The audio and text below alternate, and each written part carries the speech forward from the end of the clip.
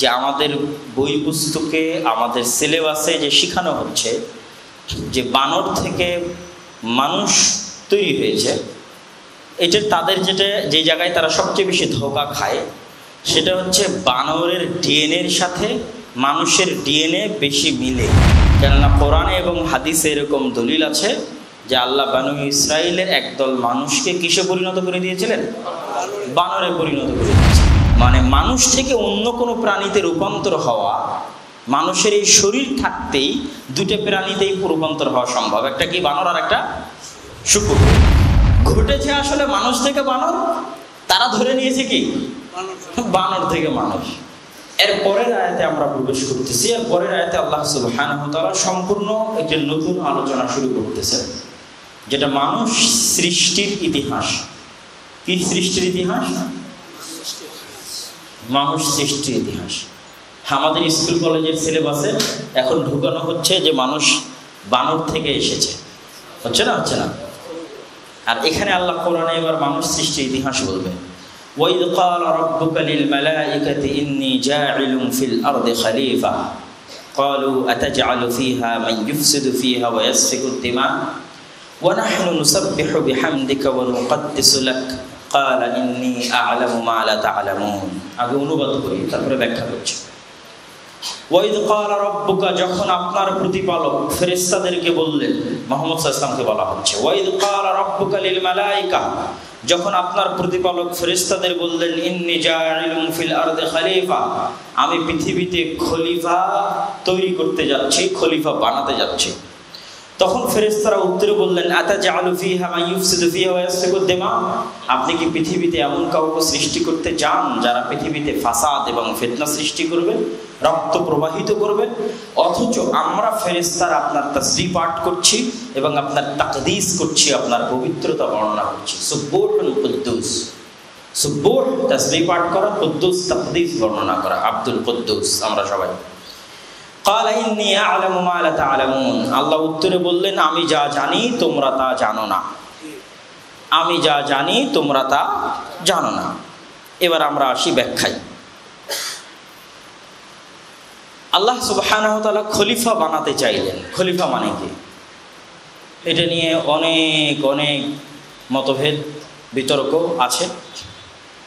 এটার সঠিক ব্যাখ্যা, যেটা ইবনে আব্বাস রাদিয়াল্লাহু তাআলা আনহু সহ অসংখ্য সাহাবী দিয়েছেন, সেটা হচ্ছে কারো পরে কারো প্রতিনিধি সৃষ্টি করা। কারো পরে কারো কি সৃষ্টি করা? প্রতিনিধি সৃষ্টি করা। তো আল্লাহ মানুষকে তার আগে আর একটা জাতির প্রতিনিধি হিসেবে পাঠাচ্ছেন। আমি যদি আমার বাপের পরে আসি, অটোমেটিক আমি আমার বাপের খলিফা, মানে আমার বাপের জায়গায় আমি পৌঁছতেছি। আপনাদের সকলের সন্তানেরা আপনাদের খলিফা, মানে তারা আপনাদের প্রতিনিধি, আপনাদের জায়গায় তারা একদিন আসবে। তো এই পৃথিবীতে মানুষ সৃষ্টির আগে হাজারো লাখো কোটি, কত বছর আগে আল্লাহ জানে, আল্লাহ জিনদের সৃষ্টি করেছিলেন।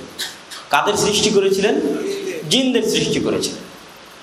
এবং জিনেরা এই পৃথিবীতে মারামারি, গন্ডগোল, কাটাকাটি করতে করতে এমন জুলুম এবং রাহাজানি পর্যায়ে পৌঁছে গেছিল যে আল্লাহ সুবহানাহু ওয়া তাআলা ইবলিসকে পাঠিয়েছিলেন এদেরকে পিটানোর জন্য।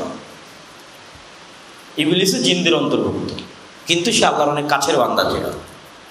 ইবলিস এই সমস্ত জিনদেরকে মেরে পিটে শাস্তি দিয়ে পৃথিবী থেকে তাড়িয়ে পাহাড় পর্বত জঙ্গলে পৌঁছে দেয়। এবার আল্লাহ বলছেন, আমি জিনের খলিফা হিসেবে মানুষকে, মানে এতদিন পৃথিবী কারা আবাদ করত? জিনের আবাদ করত।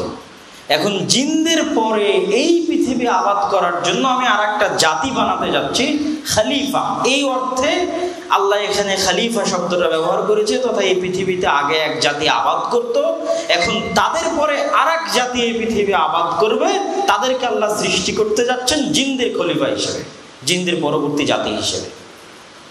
এটা হলো মুফাসসিরিনে কেরাম ইবনে আব্বাস সহ বড় বড় সাহাবীদের তাফসীর অনুযায়ী সবচেয়ে বিশুদ্ধ তাফসীর।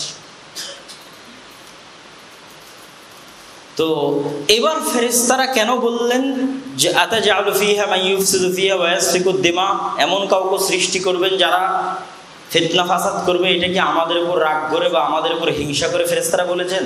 না। বা আমরা খারাপ এই হব এই কারণে বলেছেন? না। ফেরেশতাদের পূর্ব অভিজ্ঞতা অনুযায়ী, যেহেতু ফেরেশতারা জিনদের দেখেছে যে জিনেরা পৃথিবীতে ফিতনা ফাসাদ করেছে, মারামারি করেছে, রক্ত প্রবাহিত করেছে, এই কারণে ফেরেশতারা আল্লাহকে বলছে, আল্লাহ আমরা তো আছি, আমরা তো সবসময় আপনার তাসবিহ তাহলিল পাঠ করছি, জিনদেরকে তো আপনি সৃষ্টি করেছিলেনই, জিনরা তো পৃথিবীতে ফিতনা ফাসাদ করেইছে, তো আবারও এমন জাতি কি সৃষ্টি করবেন যারা পৃথিবীতে আবারও জিনদের মতো ফিতনা ফাসাদ করবে? তখন আল্লাহ উত্তরে বলছেন, ইন্নী আ'লামু মা লা তা'লামুন, আমি যা জানি তোমরা তা জানো না। আল্লাহ কি জানে? আল্লাহ জানেন যে এই মানুষের মধ্যে নবীরাও থাকবে, এই মানুষের মধ্যে রাসূলেরাও থাকবে, এই মানুষের মধ্যে শহীদেরাও থাকবে, এই মানুষের মধ্যে আল্লাহর ইবাদত করবে, এই যে 5 ওয়াক্ত সালাতে তাহিরপুর মসজিদে উপস্থিত হয়েছে, এইরকম মানুষও থাকবে। বুঝতে পারেননি? আল্লাহ সুবহানাহু ওয়া তাআলা এটা জানতেন যে মানুষদের মধ্যে এরকমও মানুষ থাকবে যারা আল্লাহর তাসবিহ পাঠ করবে, যারা আল্লাহর তাহলিল পাঠ করবে, যারা মসজিদে যাবে, সালাত আদায় করবে, নবী থাকবে, রাসূল থাকবে, শহীদ থাকবে, সিদ্দিক থাকবে, ওলি আউলিয়া থাকবে, মানুষদের মধ্যে শুধু পাপী আর গুনাহগার থাকবে না, এরকমও মানুষ থাকবে যারা এই তাহিরপুর মসজিদে সালাত আদায় করার জন্য এসেছে। বলেন আল্লাহু আকবার। এটা আল্লাহ সুবহানাহু ওয়া তাআলা জানতেন। ইন্নী আ'লামু মা লা তা'লামুন, আমি যা জানি তোমরা তা জানো না। মানুষের মধ্যে এরকমও মানুষ হবে যারা তোমাদের মতোই তাসবিহ তাহলিল পাঠ করবে। সম্মানিত উপস্থিতি, এই যে আল্লাহ সুবহানাহু ওয়া তাআলার আমরা তাসবিহ পাঠ করি, নাহনু নুসাব্বিহু ওয়া নুকদ্দিসু লাক, যে আমরা তা আপনার তাসবিহ পাঠ করি এবং আপনার তাকদীস করি, এটার ব্যাখ্যা করতে গিয়ে মুফাসসিরিনে কেরাম লিখেছেন, রাসূলুল্লাহ সাল্লাল্লাহু আলাইহি ওয়াসাল্লামের কিছু হাদিস পেশ করেছেন, যে হাদিসগুলো প্রমাণ করে যে রাসূলুল্লাহ সাল্লাল্লাহু আলাইহি ওয়াসাল্লামের পক্ষ থেকে তাদের তাসবিহ এবং তাদের তাকদীস কেমন হতো। সেই তাসবিহ এবং তাকদীস আমাদেরও করা উচিত, সেটা সম্পর্কে আপনাদেরকে কিছু হাদিস আমি শোনাবো এখান থেকে ইনশাআল্লাহ। প্রথমত, আত-তাকদীস মানে হচ্ছে আত-তা'যীম ওয়া তাতহীর, পবিত্রতা বর্ণনা করা। পবিত্রতা কি? আল্লাহ সুবহানাহু ওয়া তাআলাকে ওই সমস্ত জিনিস থেকে পবিত্র করা যেই সমস্ত জিনিসের সাথে মুশরিকেরা আল্লাহকে জড়িত করেছে। কেউ আল্লাহর সন্তান দাবি করেছে যে আল্লাহর সন্তান আছে, কেউ আল্লাহর শরীক স্থাপন করেছে, কেউ আল্লাহ বাদে অন্য কারো ইবাদত করছে। এগুলো সব কিছু থেকে আল্লাহ সুবহানাহু ওয়া তাআলার জাত এবং সত্তাকে পবিত্র করা আমাদের কাছে, যে আমরা তাকদীস করব যে এগুলো থেকে আল্লাহ সুবহানাহু ওয়া তাআলা পবিত্র।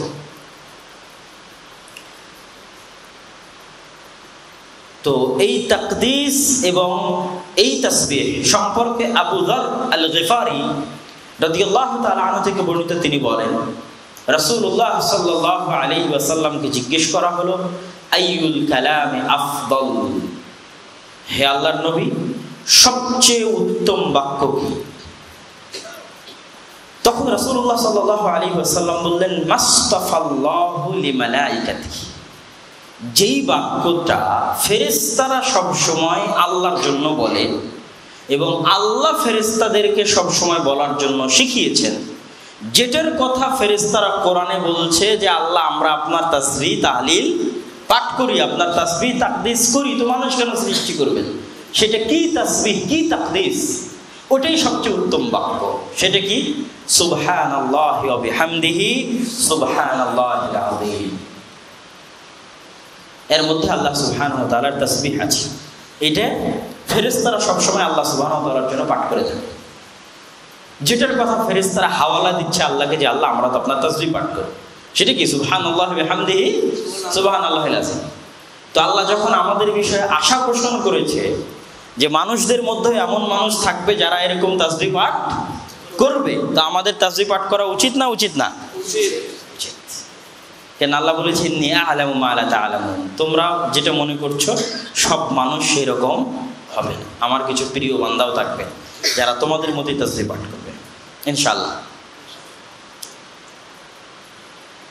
আরেক হাদিসে রাসূলুল্লাহ সাল্লাল্লাহু আলাইহি ওয়াসাল্লাম বলছেন যে মি'রাজের রাতে সামি'a তাসবিহান ফিস সামাওয়াত আল উলা, ফেরেশতাদের যেই তাসবিহ রাসূলুল্লাহ সাল্লাল্লাহু আলাইহি ওয়াসাল্লাম মেরাজের রাতে শ্রবণ করেছেন, সেটাও ছিল এই ধরনের তাসবিহ, সুবহান রাব্বিয়াল আ'লা সুবহান রাব্বিয়াল আযীম।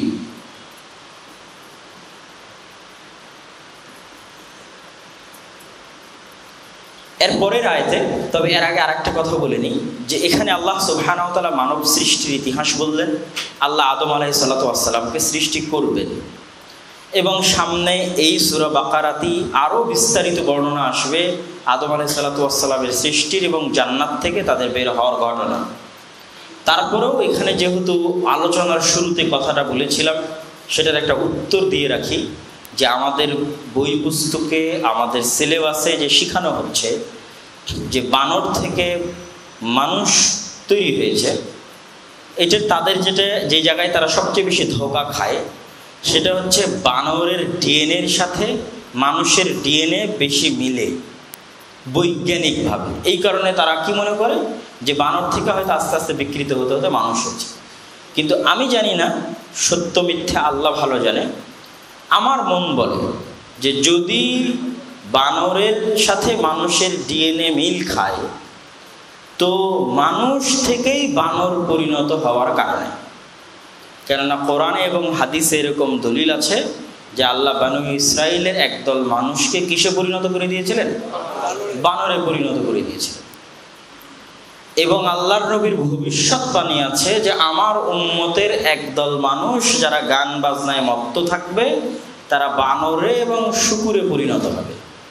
কেন বানর আর শূকর বলেছেন? বানর আর শূকরের সাথে মানুষের ডিএনএ মিলে, মানে মানুষ থেকে অন্য কোনো প্রাণীতে রূপান্তর হওয়া, মানুষের এই শরীর থাকতেই দুটো প্রাণীতেই রূপান্তর হওয়া সম্ভব। একটা কি বানর আর একটা শূকর। মানে আমরা মানুষ থাকা অবস্থায় পরিবর্তন হয়ে ডাইরেক্ট কুমির হয়ে যেতে পারবো না, এটা আমাদের ডিএনএর সাথে মিলবে না।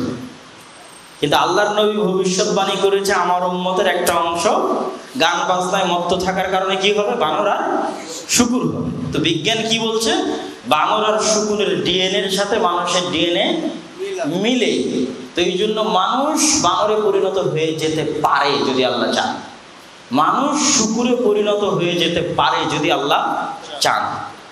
তো এই কারণে হয়তো তারা উল্টাটা বুঝে নিয়েছে, ঘটেছে আসলে মানুষ থেকে বানর, তারা ধরে নিয়েছে কি বানর থেকে মানুষ। যদিও আল্লাহ সুবহানাহু ওয়া তাআলা যাদেরকে আযাব বা শাস্তি দেন তাদের পরবর্তী প্রজন্ম হয় না, মানে কোনো মানুষকে যদি আল্লাহ বানরে পরিণত করেন তো তার আবার পরবর্তী প্রজন্ম হবে, এরকমটা হয় না। সুতরাং ওই অভিশপ্ত যাদেরকে আল্লাহ বানর বানিয়ে দিয়েছিলেন, কাদেরকে বানিয়েছিলেন জানেন? দাউদ আলাইহিস সালাতু ওয়াস সালামের কওমকে, যাদেরকে বলা হয়েছিল শনিবারের দিন তোমরা মাছ ধরবা না। এরা শনিবারের দিন মাছকে ঘিরে রেখে রবিবারের দিন মাছ ধরত, তাদেরকে আল্লাহ বানরে পরিণত করে দিয়েছে। তো যাক, বানর থেকে মানুষ তো কখনোই আসেনি, আসলে বরং মানুষের বানর হওয়ার সম্ভাবনা আছে। আল্লাহ মানুষকে তার নিজে হাতে সৃষ্টি করেছে, কিন্তু মানুষের আমল এবং আখলাকের কারণে, মানুষের চরিত্রের কারণে আল্লাহর গজবের শিকার হয়ে মানুষ বানর হয়ে যেতে পারে, মানুষ শূকর হয়ে যেতে পারে, যা আমার নবী বলে গেছে। এই জন্য বানরের সাথে মানুষের মিল আছে মানে বানর থেকে মানুষ হয়েছে এই কথা বলবো, বরং মানুষ থেকেই বানর হতে পারে ওই মিল থাকার কারণে।